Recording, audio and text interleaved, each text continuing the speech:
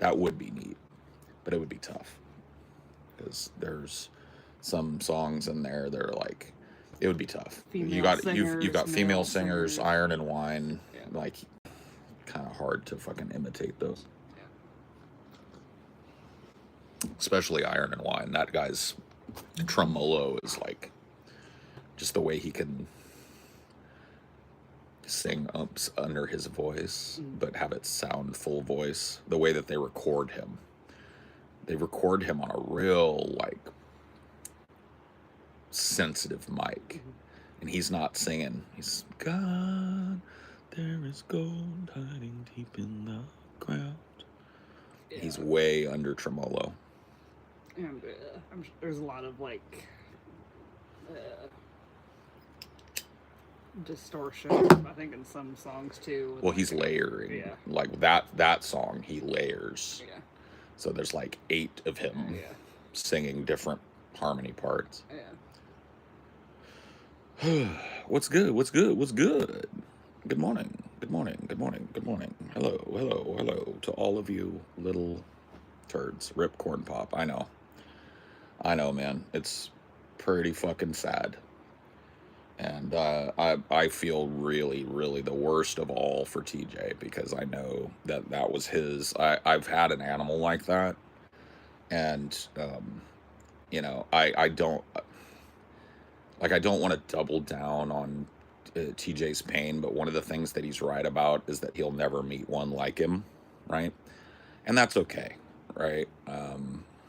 But yeah, I've had that same thing happen where my best friend died way before she should have. Way before. And Corn Pop had another 5-6 years in him if he was a healthy, normal cat, if he wasn't a trash cat. And it is fucked up that, you know, you find your familiar, and then, you know, you realize like one of the things about pets, and this is fucked up, but one of the things about pets is they teach us to let go. And it's hard, but it's doable. And TJ, you know, his heart will mend to an extent. There'll be a scar there forever, and he likely won't ever have that level of connection with an animal again, if he's anything like me. But he will never forget that connection either. So, you know, you carry it forward with you. And it shows up in your love for other animals. I love Dinor more than the world, right? But if I'm honest, it's not the same thing that Boogie and I had, right? I know exactly how it feels sending TJ my thoughts and atheistic prayers. Well, there you go. Yeah, it sucks. It sucks, but it's such an important lesson. It's a life lesson that without pets, I think that a lot of people would hit the wall, right? Because when they have to let go of something that isn't a pet, they have no frame of reference, right? That's what it's about, I think.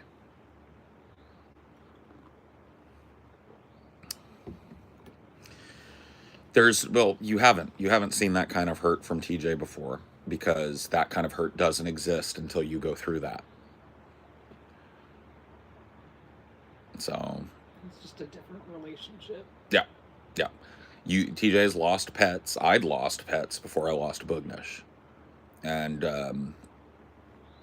you know, it's just a whole, it's like, and especially because he had to do the same thing I had to do with Boogie. He had to take her in, come to the realization that she was too sick to save, and that she was in pain, and put her down, you know. That's what he had to do with Corn Pop. And it's fucked. It's fucked.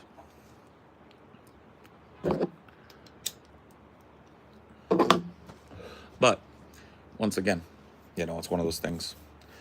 On my old YouTube channel, so on the not this one, but on the Ideology channel, if you go and search, there's a video there called For Boogie.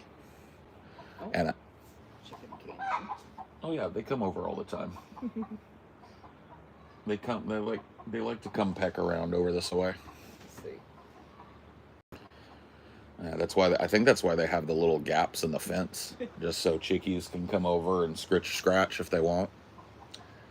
Yeah, but if he gets, it looks like he knows where he's going. But if he gets in too much trouble, I might have to go scooping.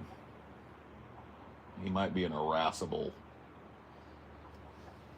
He might be an irascible cock too. So we'll have to see.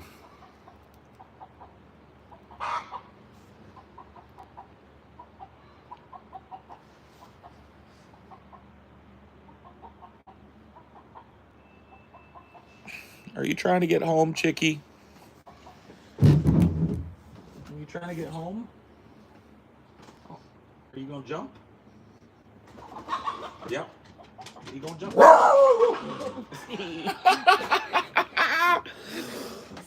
That how did that thing fly? That shit was hilarious. You got him, D. You showed that chickie. You showed that rooster. Dino didn't know what was going on until it jumped up. That gives us our first look at the fact that I think you're right. Dino doesn't care if a thing is chonk enough until it makes a move he doesn't expect. Yeah. What the fuck? D just made my dog bark. Oh yeah, the bark heard round the world, D. He set the whole neighborhood off. Yeah, he set the whole neighborhood off. It's like 3 or 4 dogs had to fucking sound off. Dinor said, nope, out of my yard, homie. Yeah. Well, I mean, the chicken was leaving when the time. Yeah, he was working on leaving, you know, but... 5 dogs. We had 6. Had to unexpectedly put him down. I'm almost without him. I don't know, man. Let's not make this the pet death show. Rest in peace, Corn Pop. There will never be another cat like him. There you go. Let's do that. Commiserate with your fellow losses and do it on the relevant posts. And yeah, stuff. yeah. There's all kinds of posts, and TJ's the one that needs to hear that stuff right now. I'm not. You know. It's you know. So give your hopes and your prayers and your sadness to him. We've talked about it. You know what I mean. You know, I want to talk about it with TJ when he's ready to do that on the show or off the show. I didn't want to talk. Well, you know, that's the thing is if you go look at the video for Boogie, I came home and I wasn't even making videos at that time on a regular basis, and I just had nobody to talk to. And so I made that video, and you can see how crushed I am. Like you can, and you can extrapolate that onto TJ. It's horrible. It's a horrible feeling. You feel, you know, you go through all the, whatever, 8 stages of grief or whatever. But you come out the other end of it with some great memories of a great friend. And, you know, you go forward and you carry that love to another animal. It's not the same love, but it's still love, you know. Cheers. Let's let that be the end of it. Can we? Not that you shouldn't say stuff. No. Maybe in a different place. Yeah. Yeah. I mean, TJ's the one that needs to hear those kind words right now. I get it. I just can't do a big, you know, in memoriam stream or whatever. It wouldn't be proper for me to do it. It wasn't my cat. And I'd rather not.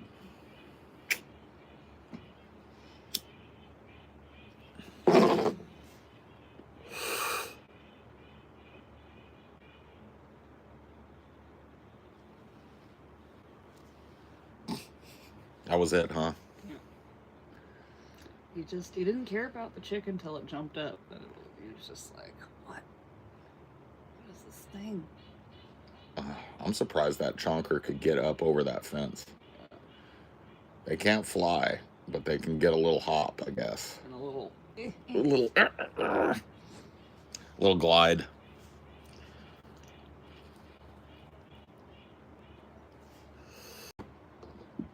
You know, they like to come over here in the morning. Like I've seen that rooster, and I've seen one of their hens, I think, over here in the morning pecking. I think they come through that board usually. Mm-hmm. He took the short way. Mm-hmm.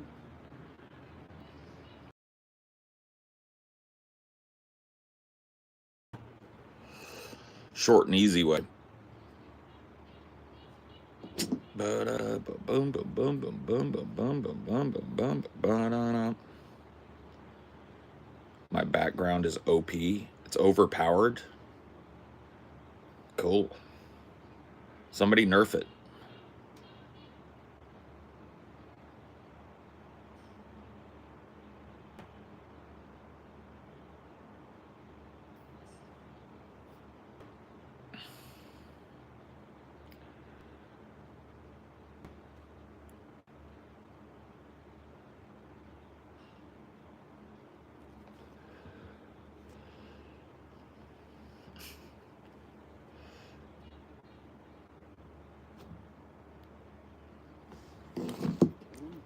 What? Look at Gen Z. Gen Z's hating women. Oh yeah. Well, this is. So I found this thing. I'll read it to you guys. Or it's not even a thing. I didn't. It's a video, and it's just a collection of teachers on TikTok. And I'll play some of it. You can just hear what some of these people say. And basically, whenever I say kids can't read, they are reading at either a kindergarten or a first grade level. When it comes to spelling, I'm seeing a lot of children who can't even spell the word said, for, mother, father in the 4th or 5th grade, which makes me wonder what's going to happen when they're in middle school and high school. These kids can't read. They can't decode. They have no vocabulary, no background knowledge. I've never seen anything like it. For context, for 8 years, I taught a self-contained program for significant language-based learning disabilities. Like, it was the most restrictive environment. It was the step before being sent to a specialized school. And my 5th graders with significant language-based learning disabilities could write better than non-disabled 7th graders can now. They can't write a sentence. They don't know what state they live in. They don't know what region of the country they're in. They have no background knowledge. Most of them don't know who the president is.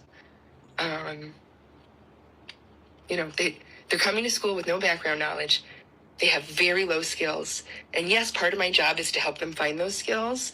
And as a special education teacher, I'm obviously going to be working with students who require specialized instruction, but I'm not talking about specifically my students. I'm talking about students in the grade, period. And this was the case last year. They can't take notes. They can't even attend to a video. They can't even attend to a 3-minute video clip. I can play it. I can tell them what it's going to be about. I can summarize what the video did, and not a single one can tell me what the video was about. I saw another teacher from another school across the street from our school walking to her car this afternoon, and she looked like she could barely walk to her car. And I was like, we're almost to Thanksgiving, trying to be friendly. And she was like, just unloaded on me. She's like, I've been teaching for 34 years. I've never had it this hard. What is wrong with these kids? Not in a bad way, but I don't know how to reach them. I feel like one lesson that used to take a day is taking a week now. The attention span, blah, blah. And I teach at one of the more affluent schools. When I tell you that these babies cannot read, they cannot write, and they cannot comprehend, I'm not being funny. I'm being dead serious. It doesn't exist. I have kids constantly asking me, how do I spell window?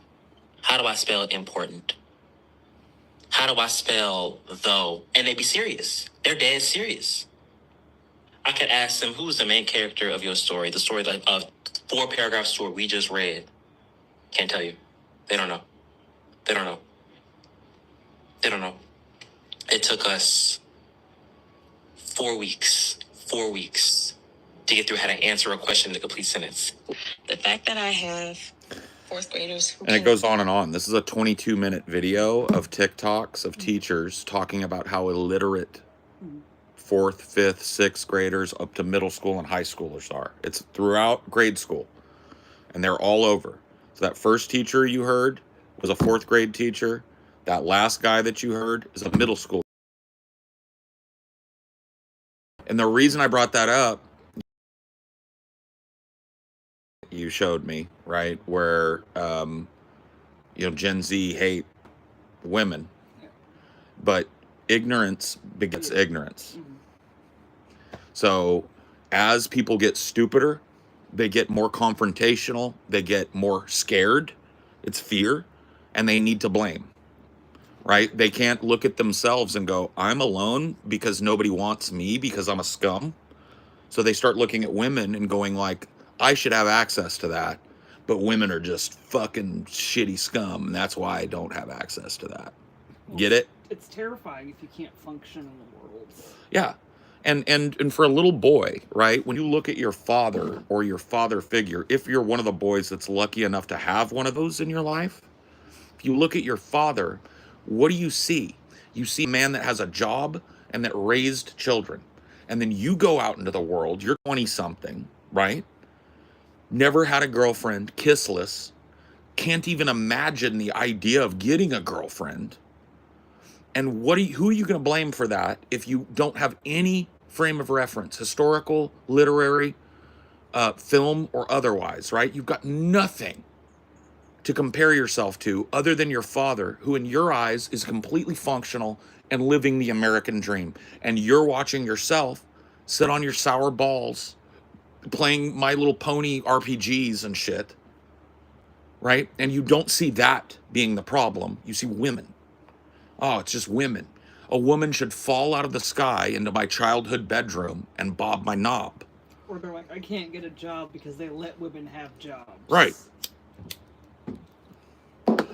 It's the same thing with that. There is an increase. If you go, you could look at, there is an increase in Gen Z of Nazi ideology. Gen Z is more conservative socially and more aligned with white nationalism, Christian nationalism. There's a really good example of this. Do you know Destiny, who I talked to? He has a son. His son is a teenager. His son, he won't talk to his own son because his son is a groiper, which is a Nick Fuentes fan, white nationalist. They call themselves groipers. And so it's like, you got Destiny, the turbo lib over here. His son, who is this Gen Z, Gen Alpha thing, is a Nazi, basically. Says Hitler's a hero, says that the Reich was holding back communism from Europe, and they were the only hedge against communism, and blah, blah, blah, blah, blah. It's just wild shit, right? And this is a kid that's actually read things. This is a kid that knows just enough to get in trouble. But there's no corrective. Yeah, Destiny has a teen son, yeah. Remember, when I talked to him, I brought it up, and it's like one of those things. I think he's just got a real complex relationship with his son, because I brought it up in the terms of like, would you want your son to go over to Ukraine and die in that war? Would you double thumbs up, send your boy to go fight in that? And I didn't get a direct answer out of him because, well, number one, it's kind of a shitty question to ask. It's emotionally compromising, but I didn't come at him in a way that I was trying to get a gotcha. I just asked him straight up, point blank, as a father, how would you feel about your son going over there? And didn't get a straight answer because I think there's probably tension there or whatever. I don't give a fuck. It's not my business, but just to use it as an example of this trend where young men are trending conservative, trending white nationalist, trending racist, trending misogynist. There's a direct correlation between that and the fact that these motherfuckers can't read. So yeah, if you can't critically think and you feel alone and abandoned by the world, then and you find a community of people who feel the same. Yeah, that picks some bad guy. Yep. That's more Gavin tangible McInnes than you being let down by the system. Nick Fuentes, and then those guys fill your head with the same shit. Yeah. Women have gone out of control. They used to be subservient. Now they're running everything, and that's why the world is fucking falling apart. And black people and immigrants are destroying the planet, right? And you're a fucking little kid, and you're looking for something to blame for why you're not doing well. And there it is. black people, brown people, women. Always the same scapegoats. Or gay people. Gay people, yeah. Or the fall of religion. They're getting more religious, too. Yeah, no. Religion is taking an uptick. After years, my whole life, religion was like this. Now it's like, not a good sign. And there's a direct correlation between those two separate things. I don't think that they're the same thing, but they're correlated. You can't read, you can't write, you can't spell, you can't pay attention to a 3-minute video and summarize it, right? You're going to be very susceptible to any argument. Yeah. And you're going to be resonates lonely with because you're not going to have anything to offer anybody. Yeah. You're boring. Your only frame of reference is, you remember yesterday when we were talking about cartoons? Your only frame of reference is cartoons, silly internet memes, right? Nobody's going to want to date you. Nobody's going to want to be your friend. And you're going to blame the world for that, right? Because human beings have a real hard time being introspective, especially without a frame of reference. The only reason I'm able to be introspective, and this is the truth, I watched my parents do it, but even more so, I watched characters do it in my books, in movies. I watched characters come to the realization that their hate was wrong. I watched characters come to the realization that they were the problem, not everybody else. You see? And I watched that in so many, a rainbow kaleidoscope of media by the time I was in 5th grade. I'd read books, I'd watched hundreds of movies, right? And I had these literary and cinematic examples and musical examples, right? By 6 or 7 years old, I was listening to the lyrics of these adult songs, listening about heartbreak and loss and how adults fight and how they break up and how they make up and how they love each other, right? Right? You get it? These kids don't have that. They've been denied that basis of media literacy that comes with just base literacy. You don't get media literacy without first having literacy. I was reading books at 3. 1 fish, 2 fish, red fish, blue fish. I was singing songs at 4 and 2. My mom's got, actually 1. My mom's got a tape. PJ, and it's written on there since the 80s. PJ Parkey, 1 year old. And you can tell I'm little. I'm singing, Jesus loved me, this I know, for the Bible tell me so. Right?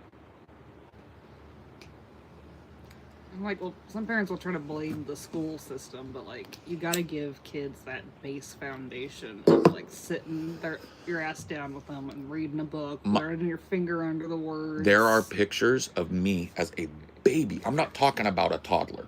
I'm talking about can't walk, can barely crawl, in my dad's lap or in my mom's lap, and they're reading a book, and I'm like, and I'm watching their finger, and I'm looking up at them and stuff, right? If you don't do that with your kid, you fucked them. Your kid is going to struggle every fucking day of their life in school. They're going to be playing catch up every day because you didn't take the time. You put a phone in their hand and let them watch Bob Goblin until their brain turned to mush. And then you send them to school and you blame the teachers. Well, that's how it is too. When a student fails, often a parent will come in and blame the teacher, blame the school. And that's the same lack of awareness that's making their kid do bad. So now we've reached a point where it's generational, where people that are having kids and sending them off to school now have the same media literacy that we're talking about. So they don't even have a basis. And they're cranking out a kid, angsty, send it off to school. They didn't get taught to read when they were a child, so why do it with mine? Get it? And this is reaching a critical mass now. Like, this is not just a small problem that we should watch out for over the next 50 years. This is reaching critical mass. We are graduating functional illiterates from school. It's called social promotion. So we've made this determination that it's better to allow a kid to fail and move up with his peer group than it is to hold them back or put them in a special class. You get it? Like those teachers were talking about in the video, is like they don't have the infrastructure to teach reading from that baseline level. Right. You're sending a kid to the 5th grade, and the lesson plan presumes that they're a 4th grade reading level. Yeah. And if they're not, you have a remedial lesson for the 3rd and 2nd grade reading levels to bring them up to reading level. You cannot sit down with a 4th or 5th grader that can't spell, that doesn't know the difference between there, and there, that can't spell, like that lady said, mother or father. And then some of them don't even get that that's their mom and dad.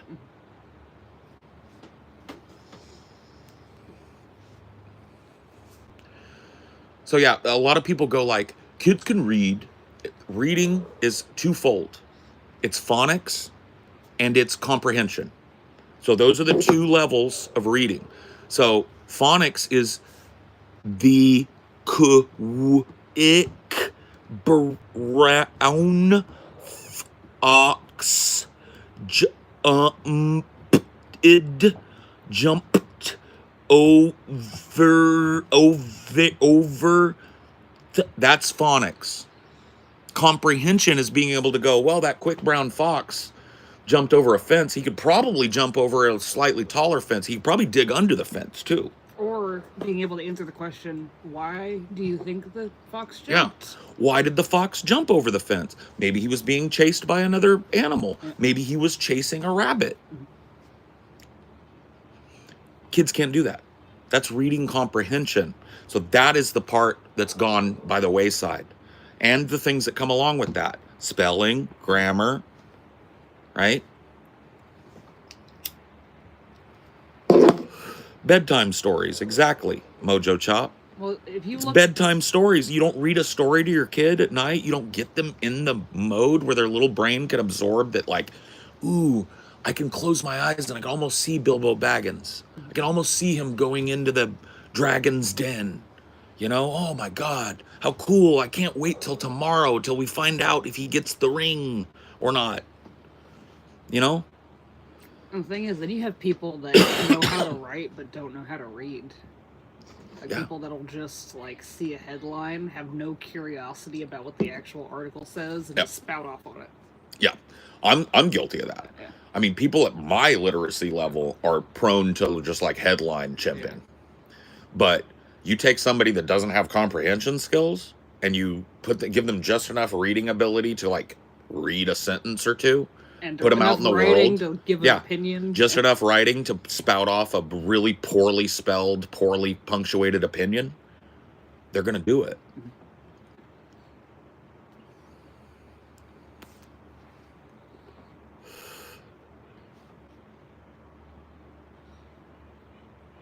It's hard for me to comprehend. I was naturally attracted to stories, books, and writing as a kid. Well, you weren't natural.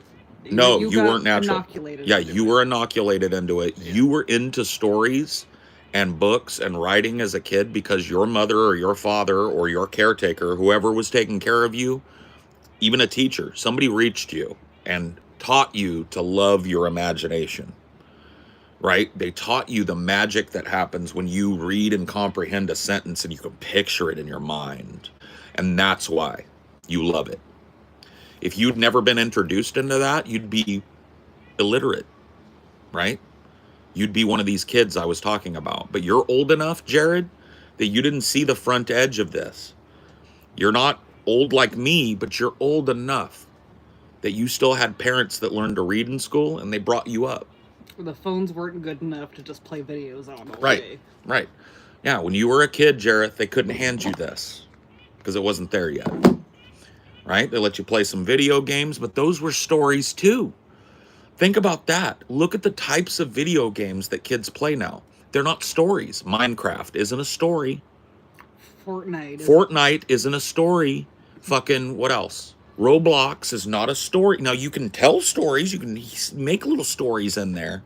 But, like, these games are not story-driven. It's not like you're putting yourself in them. Well, like, the really old games, you had to read the story because they weren't going to voice act everything. Oh, my God. But, well, yeah, Jareth will back me up on this. RPGs back in the day, there was no voice. Yeah. So you had to... You know, you had to read this dialogue and imagine that these were people talking. And they weren't hand-holding games either, so if you didn't read and didn't understand, you were fucked. You didn't know where to go. Yeah. If you're not talking to all the townspeople and paying attention to the rumor that there's a mine to the east, you're fucking, huh? How do I move? Yeah, there's no like little quest marker on the ground to like lead you there. There's no map marker that leads you there. There's no icon on an overworld. It's like you have to talk to the people in town and find out rumors, and then you find it out for yourself. Final Fantasy is super convoluted story. And it's not even that the story is great, it's that it was identifiable enough that it's like a trail of breadcrumbs. You have to read, you have to infer things about characters. You know, this character sounds kind of wrong. Maybe they're part of this evil plot, right? You can't do that as a kid. Roblox, where's that at Roblox? Where's that at in Fortnite? Where's that at in Fortnite where you buy a wrapper for a skin and go and shoot people with a fucking sniper rifle all day? I'm not saying that's wrong. We had games like that too. We called them arcade games. You plunk a quarter in, it's hard, you get beat up or you beat somebody up, you plunk another quarter in. Those were called arcade experiences where they didn't load you up in the front with a bunch of story because you were there to do some action. That's cool, but that's all kids play now because they're adverse to stories. They don't have, see, it's not just reading. Your imagination dies if you can't read. If you can't understand stories, if you can't sit still for 3 minutes and listen to an older person tell you a story and close your eyes and picture it in your head a little bit, your imagination is dead, right? And I think the kids that are curious enough to try to go above, I think maybe they're more drawn to kids' stories because they present those things in a simpler way. Well, that is my contention, is that is why we have people your age and older whose main frame of reference is stuff they watched when they were teens and below, right? That's fine, right? It's okay. I still fucking joke about the Ninja Turtles sometimes, right? But I will tell you this, unless I'm using it as an example when I'm talking about this, I don't think about the fucking Ninja Turtles. When I see something out in the world, I'm not immediately going, that's like when Donatello got mad at Splinto. You know, I'm like, not at all, right? My generation, and I don't mean to get biblical on you because I'm not a Christian, but my generation set aside childish things when they became a man. Right? And it was a natural process because you were indoctrinated, you were introduced it to I hate to say it, social sexual life. That became a thing as you got 10, 11, 12. Well, I'm saying too, is like they don't have enough comprehension to go beyond children's television. They can't comprehend. Well, it's not even comprehension. They don't want to seek those things out because they confuse them. They might get some of the concepts in a procedural. They know what a cop is and how a cop might knock on a door and ask a question, but are they going to be able to connect the dots and understand at the end how they found the culprit and summarize it? Fuck no. They're going to be bored all the way through it because it's not flashing. It's not jumping. It's not screeching in a fucking cartoon voice and making weird faces. Look at the fucking Pixar effect where everybody talks like this. And now there's like fucking kids that are doing it. You know, it's like, what the fuck is this? There's 20-somethings? Inhale, somebody kill him. Somebody kill. I don't like it when people don't come to a show and then see a dude putting on a show and tell him what to do. Get him the fuck out. He's not allowed to be here. Pixar kids, yeah. Seen it? I will stop it because it makes me feel retarded.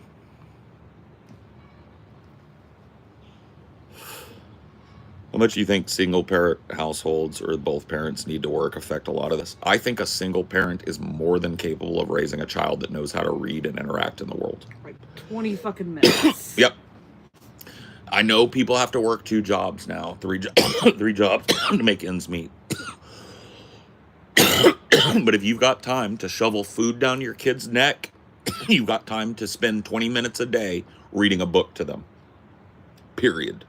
And if you don't, shouldn't have had a kid. I hate to say it, right? That's another thing that I think people need to take into account here. The economy is not what it was when my parents raised me and had me. A dollar doesn't go anywhere near as far in this world, and it takes way more work to pay your bills. And so maybe having a kid just ain't for you right now. Maybe your selfish desire for a child are sorted, and your mental state is such that you could raise a child properly, right? Nobody's telling that. And a parent doesn't want to hear that, because as soon as somebody gets pregnant, all they want is praise. They want praise from everybody around them. And if you go like, oh, I mean, fuck, you can't read. How's that? What are you going to do? Fuck you, man. Don't tell me how to raise my kid. Well, okay. Well, also too is I was watching one of those old John Olivers the other day. Like homeschooling has also gone through the roof since you were a kid. Like, Oh, yeah. It was functionally illegal in a lot of places when you were a kid. It was, yeah. It was such a rarity. Yeah. It had to be a kid that had major emotional problems and could not be in school, was a danger to other kids. There were homeschooling programs where nurses and trained teachers would come and teach those kids 1 or 2 days a week, and then mom would handle it the rest. It was supervised home education, but there were religious instruction exemptions, and people were fighting it, but it was functionally illegal. You're right. And now it is encouraged in a lot of states. Well, there's a lot of states that you just have to like send like, all right, I'm taking my kid out of school, and they're just like, okay, have fun, bye. Yeah, yeah, it's wild. And you know those kids are, a lot of them are probably doing the same, graduating functionally illiterate. Yes. There's no even attempt at trying to measure their literacy. Yes. They're just allowed to just go. Yeah. Social promotion. So. Like, we don't even know how many kids are homeschooled because the bar is so low now that people don't even have to say. Well, I hate to say this, and I'm not trying to reveal too much about my own family and stuff, but it's like my sister, people will point to her and people like her and go, see? Homeschooling's better than because my nieces and nephews are 201 brilliant. They all read. They all speak early. None of them are iPhone or iPad kids, right? They are all brilliant little kids. All 7. And she has educated every one of them. But my sister went to college to be a teacher. My sister is a trained and credentialed teacher. My sister is not a mom that barely passed school herself, purchasing a Christian education packet and barely knowing how to get through it themselves and calling that educating their children. Okay? That's not what my sister did. My sister went to college, got her teaching credential, taught for a couple of years, then quit to raise her own children.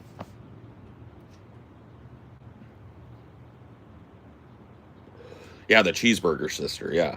This is the cheeseburger sister. There aren't enough licensed teachers in the world for a significant amount of parents to be able to deliver the same thing to their homeschooled kids. No. And I'll be honest with you, once again, the reason that my sister was able to do that properly is not just that she was a trained teacher. It's that her household income was sufficient. So her husband owns a business. And that business, well, multiple businesses, and those businesses sustain his family. And they didn't have 7 children until those businesses were established. Right? You get it?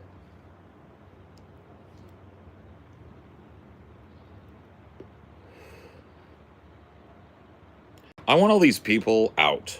Like, I don't know. Do I have mods here today? I should.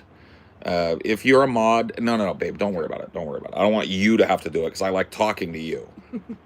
But no, mods, these people that are like having side conversations, telling me I look like Dan Aykroyd. I don't know what the fuck that is. Get them out. I just don't want it. Yeah, let's tighten up the fucking ship a little bit because these people are retarded. We're having a fucking conversation about illiteracy, and there's a paragraph about how I look like Dan Aykroyd just floating in my face when I stop to read. No. Like, I admit I was privileged as a kid. My mom took a lot of time to be a stay-at-home mom when I was in those real early years. Well, Taking me to the library all the time. my mom did reading to me too. all the time. And she didn't do that for my sister. She couldn't. Yeah. But when my mom had me, she took 6 months. My mom took like 4 years. Oh. Okay, gotcha. That's what I'm saying. I know I'm privileged with that.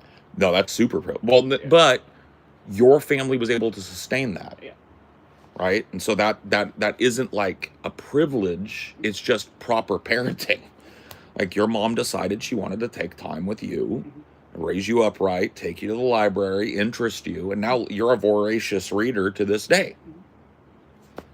You will, when you get in your zone, you will chew a book like that in a day. I was like the little like first grade readers. They were like, "You're reading them too fast." Yeah, I was the same. Yeah. When I got to kindergarten, I was in kindergarten for a month, and they tried to move me straight to first.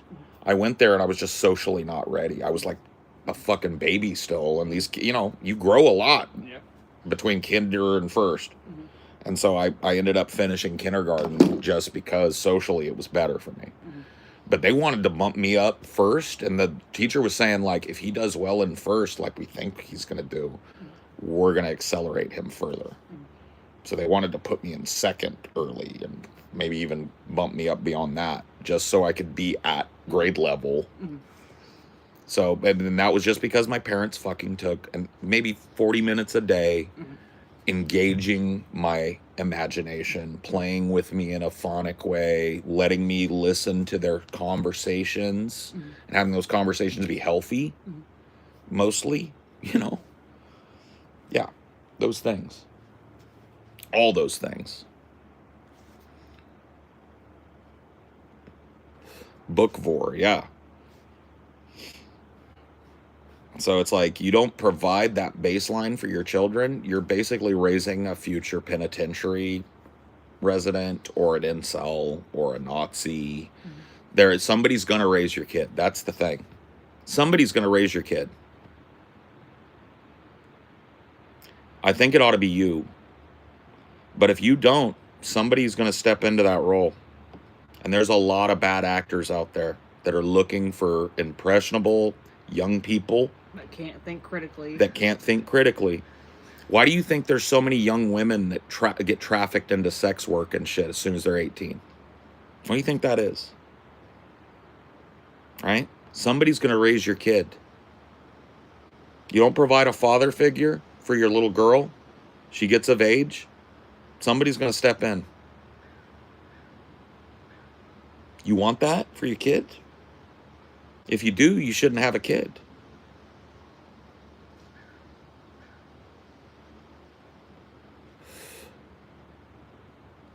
They get rid of accelerated reader. We used to get rewarded for reading. I don't know what they did. I was in GATE, so that's gifted and talented education. That got defunded a lot as fucking No Child Left Behind evolved. Well, yeah, because there was less and less money because class sizes went up. And there's less and less money for extracurriculars or side programs. Well, they used to have like dedicated funds for it, but they never renewed them with this fucking Common Core shit. Yeah. And, like you could say it feels weird focusing more on gifted kids than other kids, but the purpose, I think, of the gifted program is more or less to, like, not have kids that already know the material. Yeah. Like, giving room for teachers to focus on the kids that are at grade level. Well, it's a smaller group environment where you can give even more individualized instruction. And you're engaging those kids at the level that they're at. Then that keeps them in. That kept me interested in school. Because I'll be honest with you, the only thing I remember struggling with in school was times tables.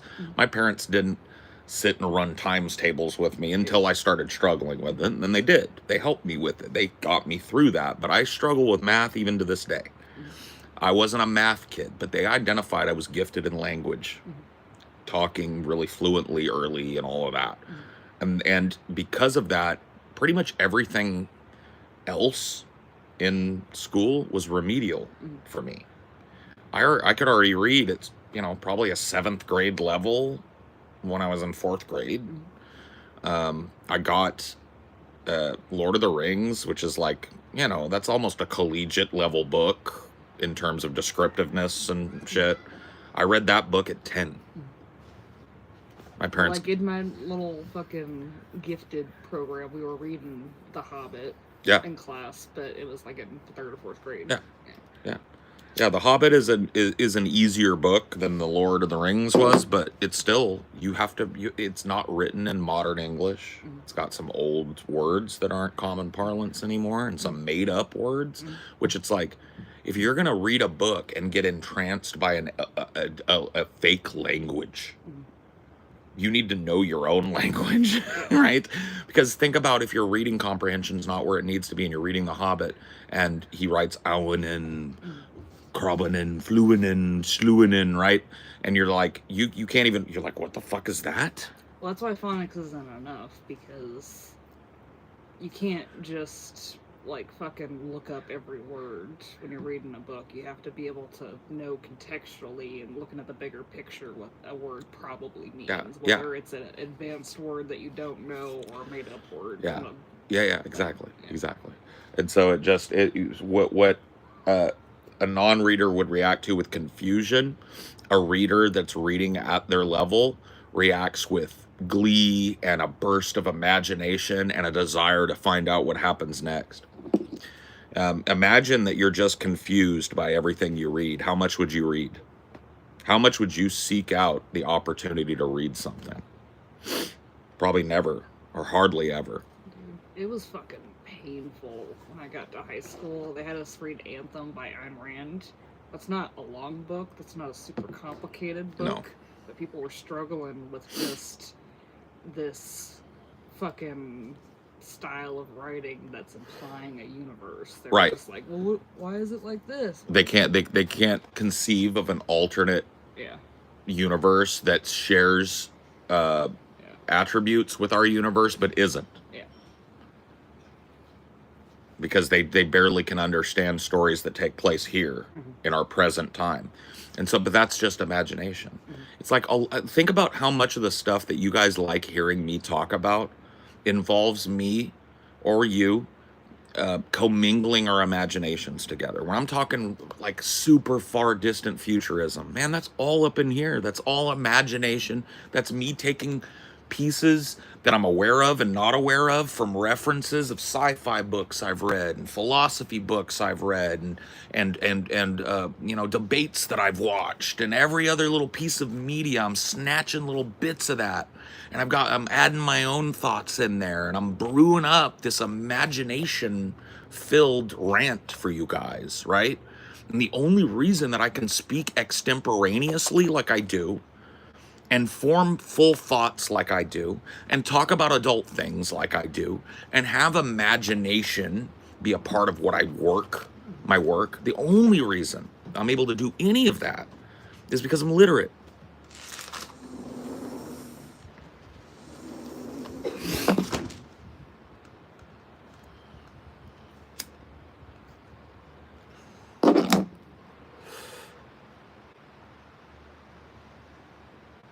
It's the Mary Jane, let's be real. It could be. But I'm just saying, if there was nothing up here, nothing would come out of this when I sparked up the Mary Jane, you know? That's all I'm saying.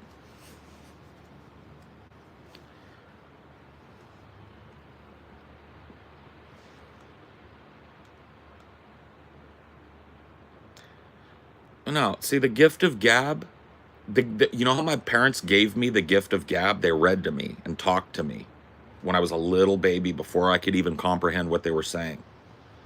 That's how I got the gift of gab. I was raised around a bunch of adults, man. My parents were union laborers.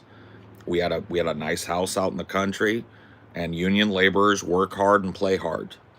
And so there were huge groups of adults that all had a small or large hand in raising me, because I was a little kid moving in this environment.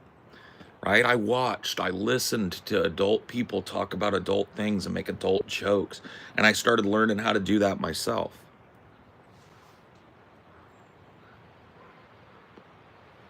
Yeah, was around a lot of witty drunks, a lot of really funny people, right? I would hear these peals of laughter, and it would call me out of my room to come toddle out to hear what everybody was laughing about. And I would just stare at them.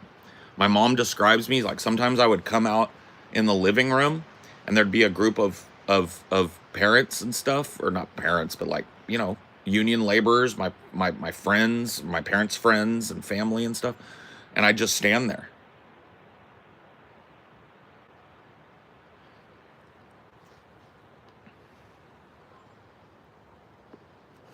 Yeah, educate the children and it won't be necessary to punish men. This just shows you that like what I'm talking about is real, right? That's Pythagoras, right? That's Greek philosophy. And it's exactly what I'm talking about here. And I've never heard that quote. That's a new quote to me. But it's absolutely true. When you look at all of the social ills that we face, education is at the heart of all of them. Crime, poverty, parentless children, all of that shit could be fixed if we had a fully educated populace, if we were competitive globally again in our education, if we weren't the 46th educational system in the world, but the first economy, right? It makes no sense. But it's not to get too deep into the conspiracy hole, but this is by design. This is not something that just kind of like slipped away from us and happened. People have decided that it's better off to have stupid people. Stupid people are easier to lord over, easier to contain. It's easier to point at something else and get them mad at it. So they don't want educated people. This is something Carlin talked about. The reason that the education system is failing is not because it's underfunded. It's not because nobody cares. It's because it's by design. They don't want free thinkers to come out the other end of the American public education system. They want obedient workers. They want drones that know just enough, right, to think that they're autonomous, but not enough to ask questions. That's basically what he says, right? And I basically think that's the truth. Yeah, now it's gone beyond that, where it's also just parents not parenting. Yeah. Well, how can they? Yeah. They don't have this baseline either. Yeah. So now it's a generational problem. Mm-hmm. Your mom and my mom are functionally from the same generation or close to it. And what's going to happen, right? When, like, let's say that next generation, now I'm old enough and you're old enough to have children. Mm-hmm. So let's say that our parents were a little younger. Let's say that you and I were both in our early 20s right now. Mm-hmm. And our parents, instead of my mom being 70, your mom being in her 50s, right? Or late 50s. Mm-hmm. Instead of that, it was our parents were both, in their 20s when they had us, and they're younger now. Mm-hmm. And they didn't take care of us because they didn't get that instruction. They didn't read to us. We'd be fucked. We wouldn't be sitting here together. Mm-hmm. We'd be somewhere else. You know what I mean? We wouldn't have the ability to make something with our lives, to make these adult decisions that have led us to this moment where you and I are a creative team together and all of that shit. Never would have happened. All of that is enabled by our parents. And people don't realize that. There's no gift. Yeah, some children have a propensity, right? But that gift has to be explored. How many Mozarts are there out there that are just too poor to ever even have a piano to play, right? How do we know? This is the human condition. Now we're getting deep, right? We're talking about the human condition. We're talking about potential versus reality. And it gets real bad when you start comparing it, when you start thinking about the world from a potential standpoint. It looks bad, man. It gets dire.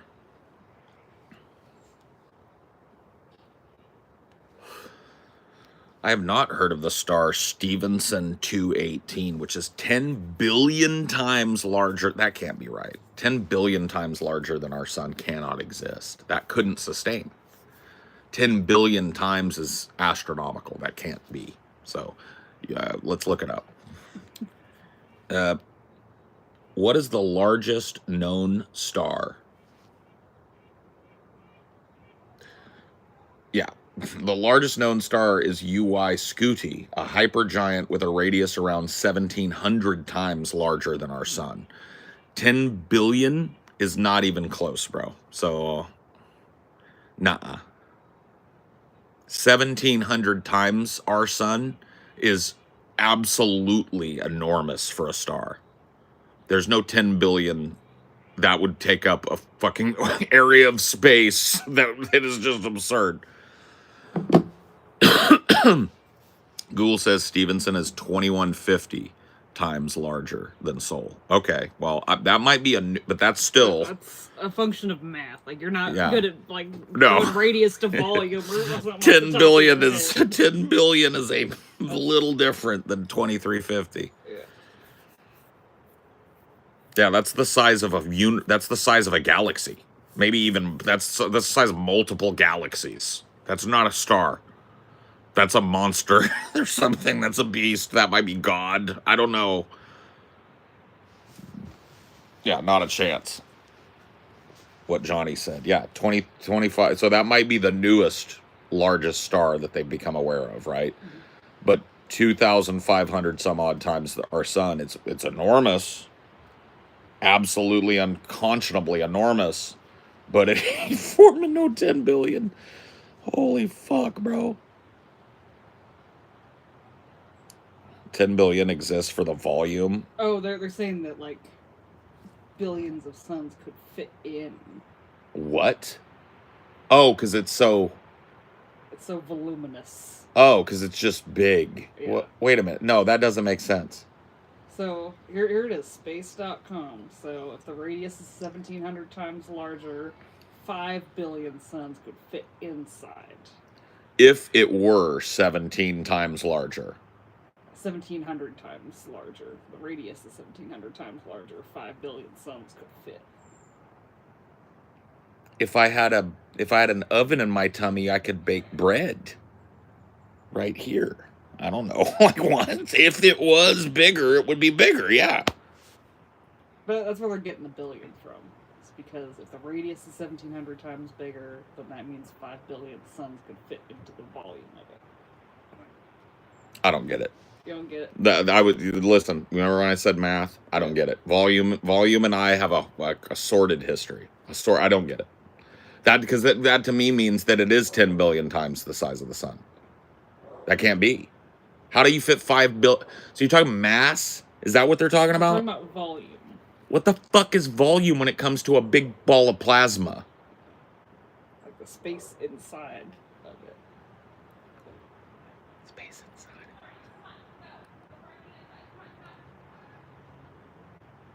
This doesn't make sense.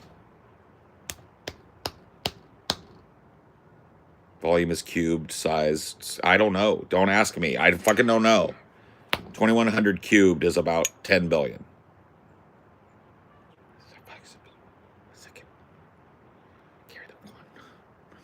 I can't do it. I'm not gonna do it. I can't. I refuse to be that dented fucking Wojak head meme and go like, guac, what happened, guac? Explain volume to me, guac. I can't do it, bro. You'd just rather not. I'd rather not know. I'd rather just be dumb. I'd rather say, I don't know, man. Whatever, cool. Yeah, the cosmos is nuts, bro.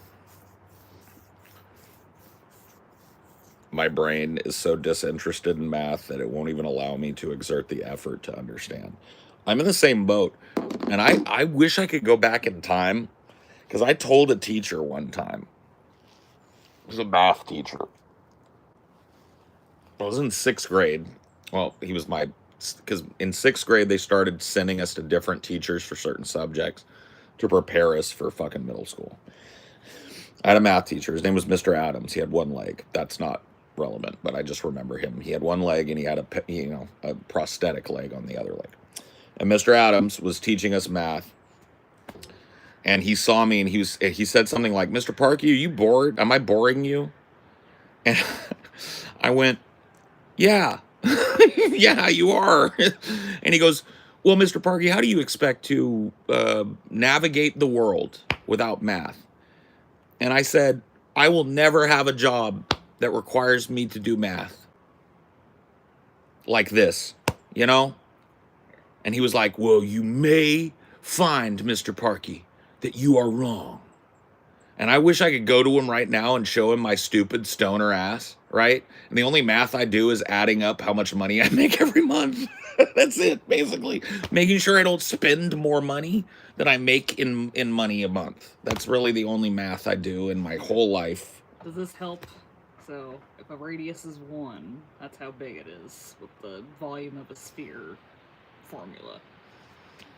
It's 4.19-ish. But if the radius is 10, because it has a letter. 4,000. I'll show people a thing. Amelia's trying to help, but she showed me this, and it has a letter and a weird squiggly, and my brain just goes, "Bleh." I'm dead ass. If somebody shows me an equation, my brain goes, dude, it was a miracle. So in high school, I got straight A's in pretty much everything.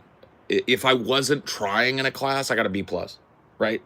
And if I was just given baseline try, I was A's, except math.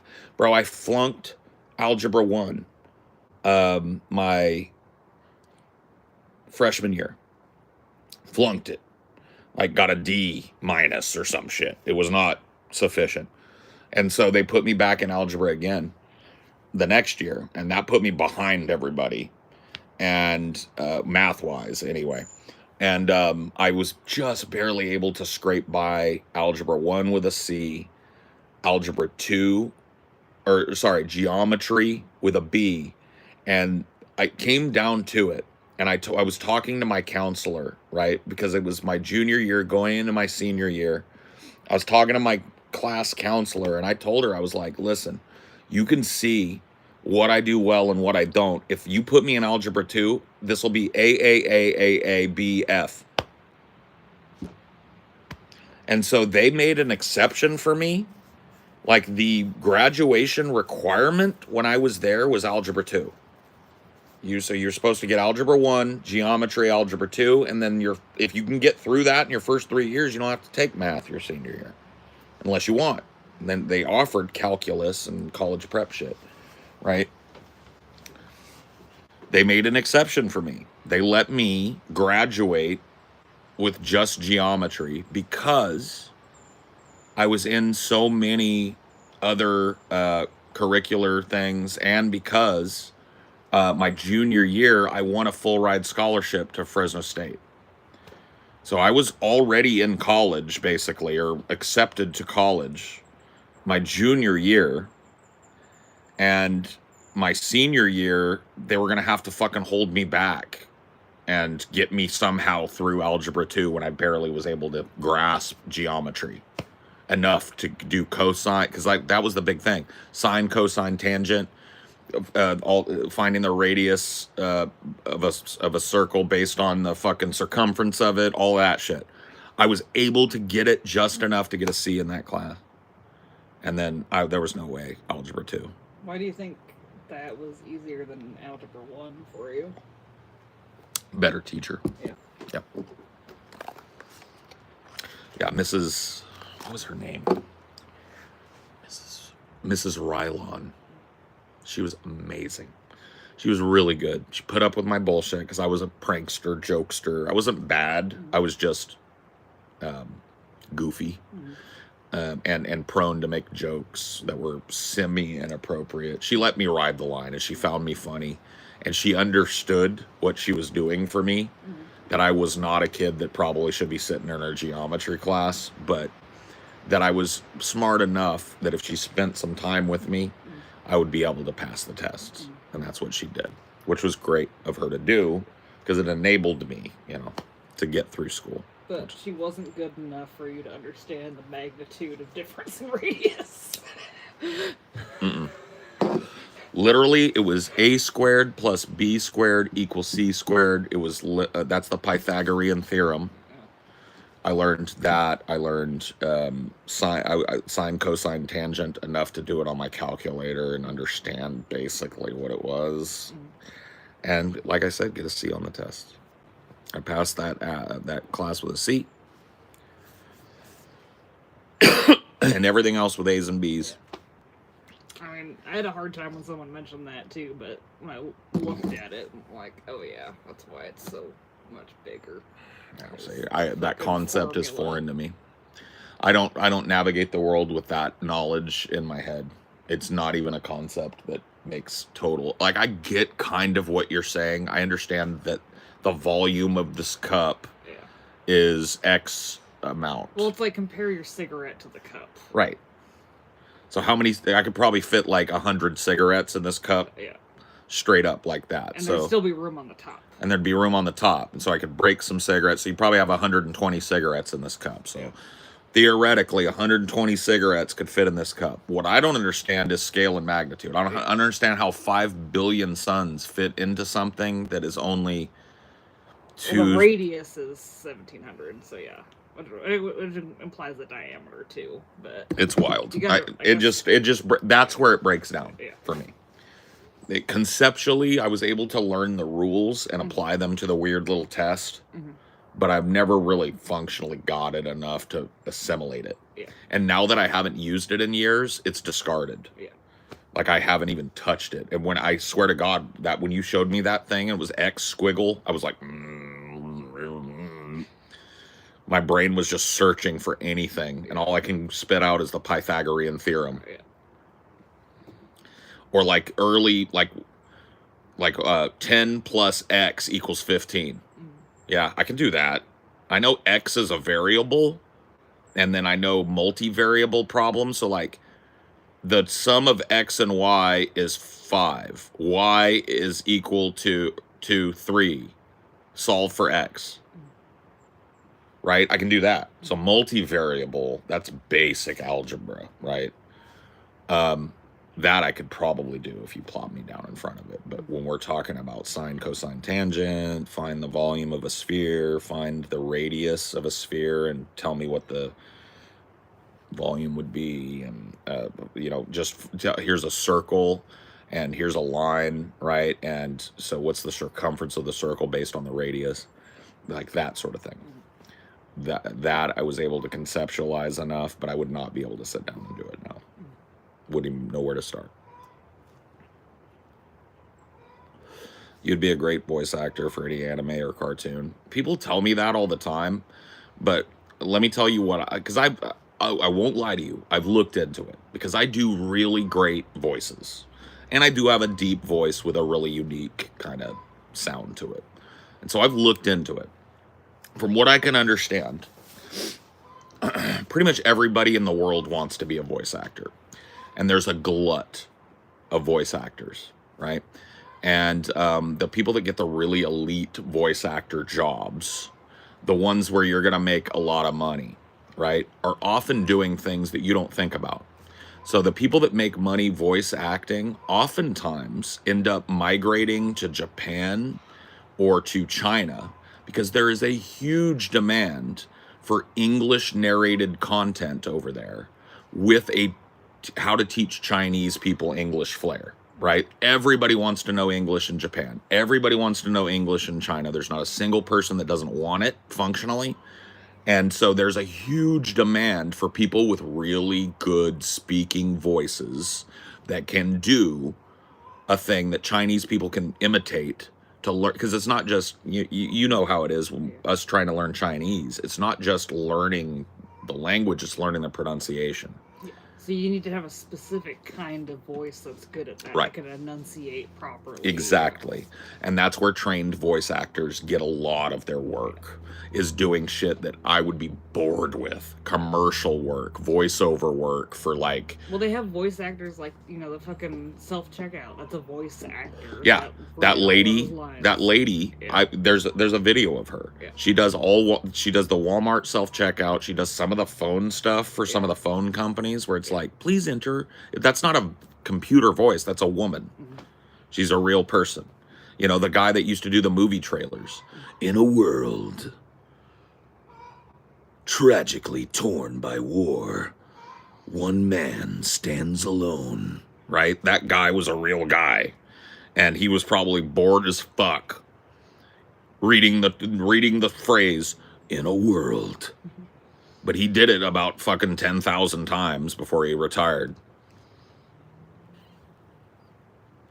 Yeah, and even the computer voices were based on fucking voice actors giving it sounds to spit out. Oh, yeah. Based on letters. Absolutely. But now with AI, that's the scary thing for voice. Oh, yeah. Voice acting is going to be one of the first things to get shredded. There will still be voice actors, but they will be high-level elites. The idea of somebody like me breaking into voice acting, it would be stupid for me to do that because I'm going to be replaced. I'm already functionally replaced, right? I listen to AI content when I go to bed at night because it's gotten good enough. It's like history stuff. I can tell it's AI. Like sometimes it messes things up or there's a weird cut, but it's good enough at human cadence that I can understand what's going on. It's well written, and it's soothing in a way that lets me go to sleep. That's not a good sign, bro. That's not a good sign for voice actors. But it's still a really cool tool that I get to use on my job all the time. I get to make up cool little characters. I get to do bits with my voice and use my voice in interesting ways. I think the biggest hurdle for AI voices right now is they all kind of have that flat quality. There's not much. They're getting better. Yeah. They're getting way better. Yeah. But yeah, I'm looking for that kind of flat quality at night. Yeah. I don't want like bombastic shit. I want... See, I'm the opposite. Like, I'll just listen to a Gray Still Plays video and... Oh, really? Yeah, that doesn't, like, keep me up. I used to listen to more... Like, I used to listen to this guy, not Total Biscuit. What was his name? That guy died of cancer. He was he was a cool guy, Total Biscuit. What is his fucking... H.C. Bailey. He's a dude that just plays JRPGs, like old ones usually. And he's got like a really like upbeat kind of laughy voice, and and I used to fall asleep to him, so I can understand it. But now that I've found this like long form history content or long form Warhammer content, you know, that's just my jam. You know, my favorite Warhammer channels are still voiced by people, but there are so many, like, one of the things I like about Warhammer and Trench Crusade and these like tabletop games is like so many people are intrigued by these universes that there are tons of talented people writing apocryphal things, right?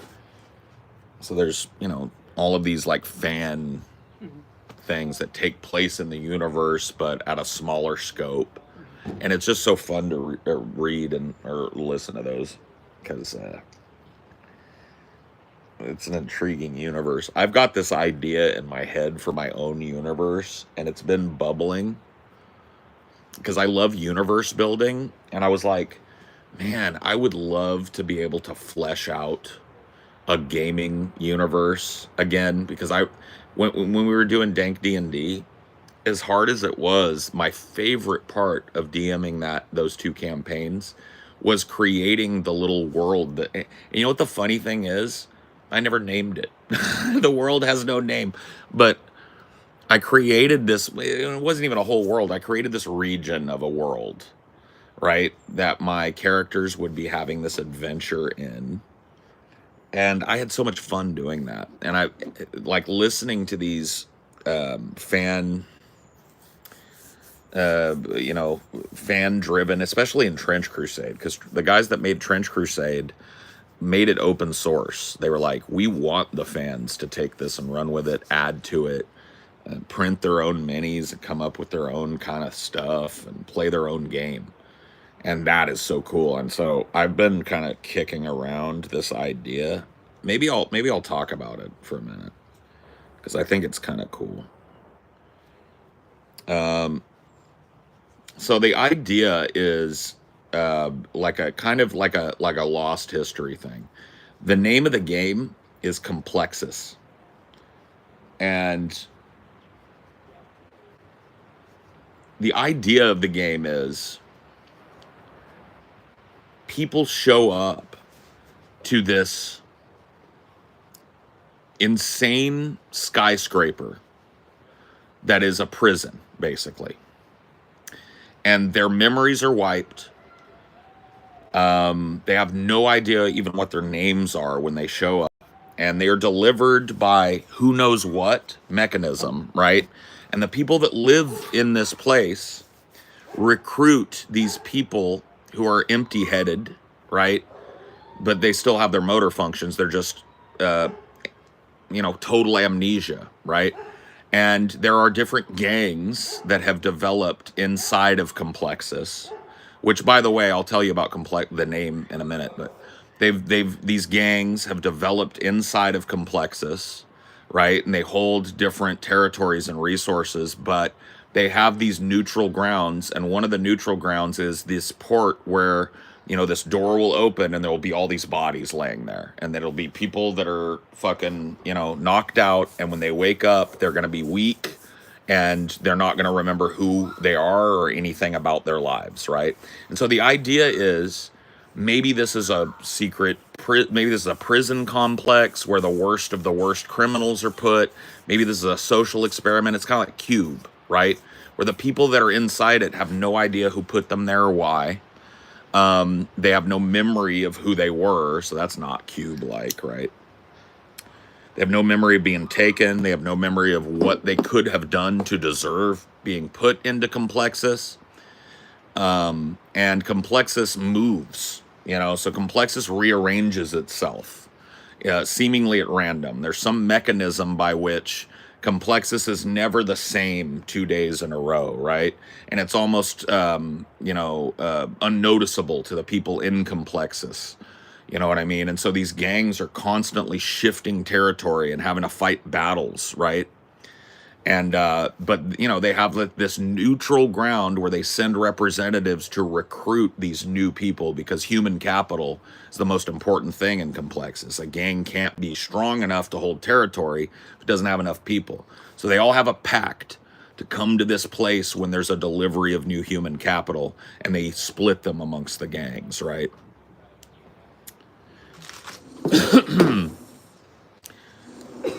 And so Complexus is actually Complex 15. So that's written on the top of the, in big block letters, right?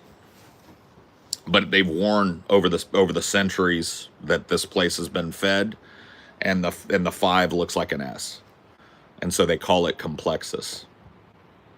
Isn't that cool?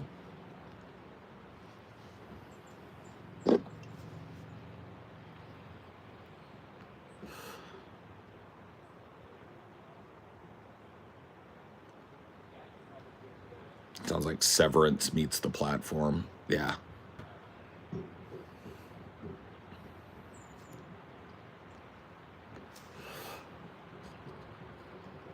Yeah, and nobody knows.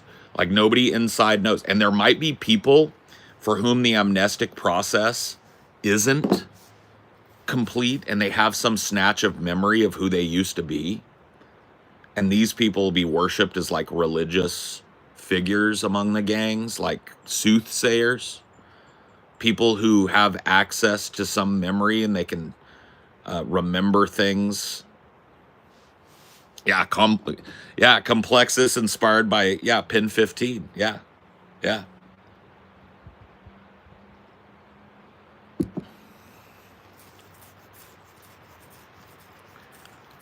Yeah. I think it's cool. And I love the idea of fleshing out the process by which a person arrives and is kind of like attended to by these old men who are like, when a guy lives long enough and has enough skills, they kind of, their retirement program in Complexus is you're one of the old men that attends to these guys that come in, right, on the slab, and you wake them up, and it's your job to indoctrinate them into Complexus, right, to tell them the different gangs, and to tell them what their life is going to be like, and to explain to them that it's normal, they don't remember anything. I'm astonished you did this world building just in your head. Oh, I haven't written a single thing about this. It's just I've been thinking about it in between listening to the world building that goes into Trench Crusade and 40K and adjacent games. Yeah, it's my own thing, yeah.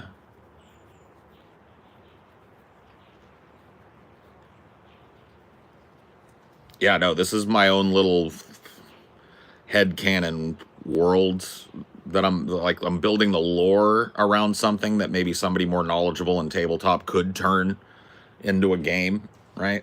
Yeah. Yeah, pretty cool. So anyway, that's Complexus. What?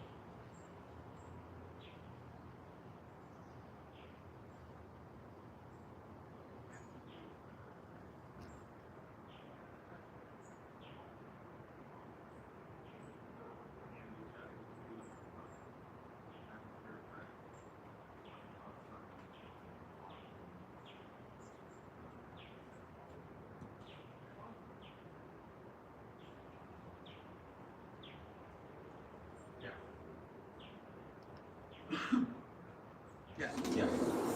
I mean, you heard me, like, it was hurting last night, but the little bit that I was stretching it has helped. It still hurts, but it's not like twinging the way it was last night. Are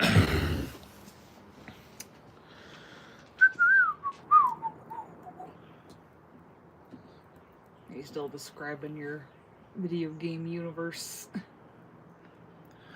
No, I got done. It's the first time I've gotten it out of my head. Yeah.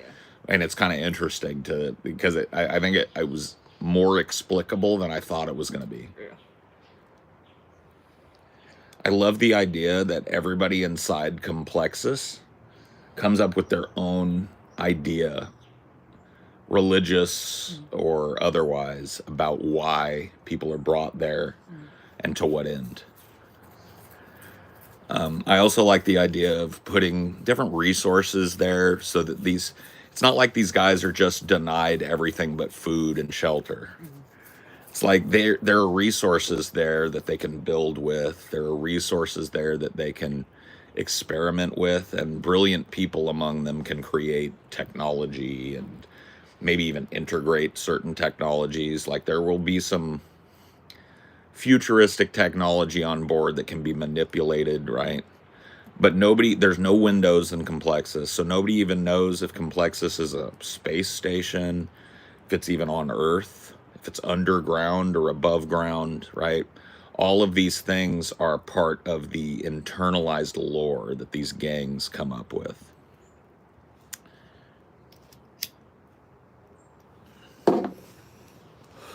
It'd be cool if you did release a series of videos and each person is a new prisoner and you're the person telling them about the system. Well, that's the first thing I want to write if I decide to make this a project of mine in my personal time, is I want to write one of these guys. I don't know what I'm going to call them yet. Indoctrinators, right? The old men that receive these bodies and wake them up and indoctrinate them into Complexus, right? Here's what's going to happen to you when the gang meeting happens and you're sorted into your gang.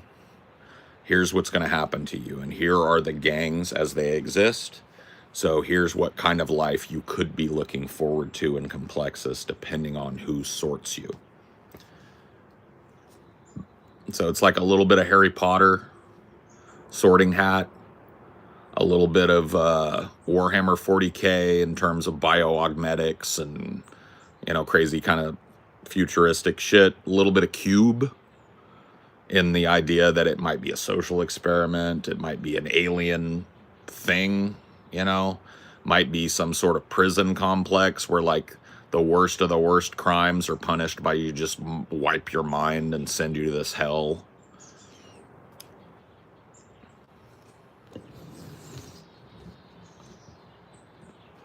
A little bit Maze Runner, but I'm not a big Maze Runner fan, but I can see the connect. Functionally sounds a bit like the way you've described your experiences with EVE Online, albeit more fleshed out. Maybe a little bit. Would there be any lore about the people wiping their memory, maybe instead of the machine or something, it's through mental torture? No. I want it to be these dudes, there's literally a door that never opens except for at predictable times. And every time it opens, it's just an empty room that nobody can escape, and there are bodies lying on the floor. People knocked out and with amnesia. I want there to be no indication of how these people are, how this is done to these people, because that is going to fuel the ideology of the gangs. Right? The ideology of gangs is going to be based around these charismatic individuals who either claim to have a snatch of memory of the real world and can explain Complexus, or are just talented liars, right? And, you know, who's lying and how much of that is real. And if these people or beings that are doing this to the prisoners in Complexus can wipe memory, can they implant it? Right? So can they give false memories?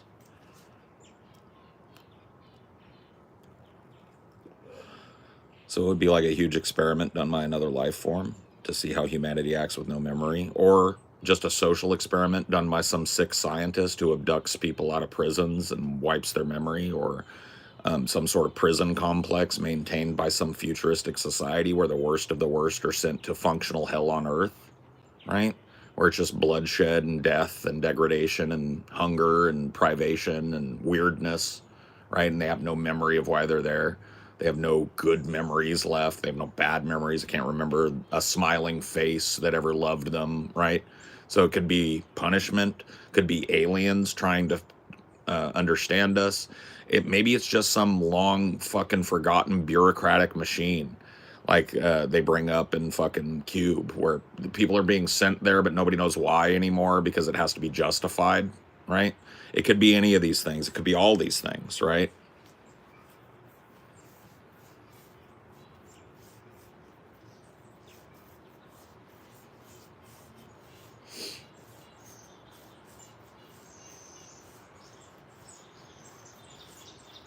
Whoa, bird fight. Two little sparrows going at it over there. Don't fight, boys. Be kind.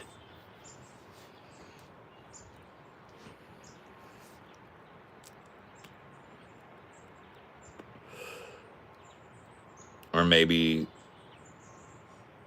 kind of like the back rooms, people just slip into this place in time with no memories. I don't know the back rooms lore, so I've never really fucked with that. But maybe there are some beasts that roam the halls of Complexus at different times You know, maybe there's some mutants. Maybe this place has been running for so long that certain people have mutated or biologically enhanced themselves to the point where, like, there's like this, you know, kind of loosely affiliated gang of zombie monsters, right? That's another fucking angle on it, another faction.